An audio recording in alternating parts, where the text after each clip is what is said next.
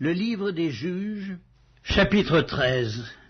Les enfants d'Israël firent encore ce qui déplaît à l'Éternel, et l'Éternel les livra entre les mains des Philistins pendant 40 ans. Il y avait un homme de Tsoréa, de la famille des Danites, et qui s'appelait Manoach. Sa femme était stérile et n'enfantait pas. Un ange de l'Éternel apparut à la femme et lui dit « Voici, tu es stérile et tu n'as point d'enfant, tu deviendras enceinte et tu enfanteras un fils. Maintenant, prends bien garde, ne bois ni vin ni liqueur forte et ne mange rien d'impur, car tu vas devenir enceinte et tu enfanteras un fils. Le rasoir ne passera point sur sa tête, parce que cet enfant sera consacré à Dieu dès le ventre de sa mère, et ce sera lui qui commencera à délivrer Israël de la main des Philistins. » La femme alla dire à son mari, « Un homme de Dieu est venu vers moi, et il avait l'aspect d'un ange de Dieu, un aspect redoutable. Je ne lui ai pas demandé d'où il était, il ne m'a pas fait connaître son nom, mais il m'a dit, « Tu vas devenir enceinte, et tu enfanteras un fils. Et maintenant ne bois ni vin, ni liqueur forte, et ne mange rien d'impur, parce que cet enfant sera consacré à Dieu dès le ventre de sa mère jusqu'au jour de sa mort. » Manoach fit cette prière à l'Éternel.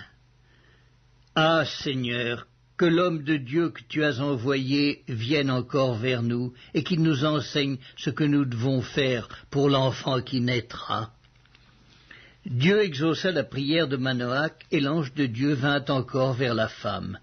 Elle était assise dans un champ et Manoach, son mari, n'était pas avec elle.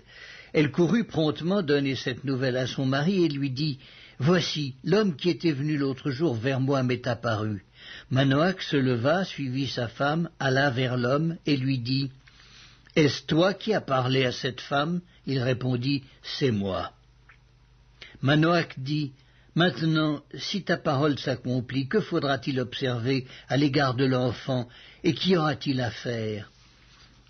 L'ange de l'Éternel répondit à Manoach, « La femme s'abstiendra de tout ce que je lui ai dit. Elle ne goûtera d'aucun produit de la vigne, elle ne boira ni vin, ni liqueur forte, et elle ne mangera rien d'impur.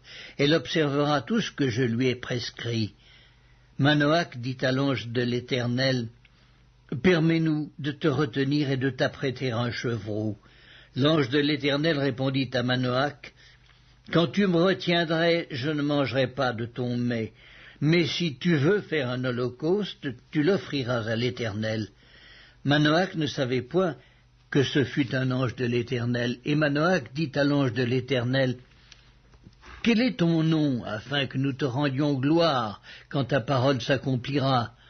L'ange de l'Éternel lui répondit, « Pourquoi demandes-tu mon nom? Il est merveilleux. » Manoach prit le chevreau et l'offrande, et fit un sacrifice à l'Éternel sur le rocher. Il s'opéra un prodige pendant que Manoach et sa femme regardaient. Comme la flamme montait de dessus l'autel vers le ciel, l'ange de l'Éternel monta dans la flamme de l'autel. À cette vue, Manoach et sa femme tombèrent la face contre terre. L'ange de l'Éternel n'apparut plus à Manoach et à sa femme. Alors Manoach comprit que c'était l'ange de l'Éternel. Et il dit à sa femme, « Nous allons mourir, car nous avons vu Dieu. » Sa femme lui répondit, « Si l'Éternel eût voulu nous faire mourir, il n'aurait pas pris de nos mains l'holocauste et l'offrande, il ne nous aurait pas fait voir tout cela, et il ne nous aurait pas maintenant fait entendre pareille chose. »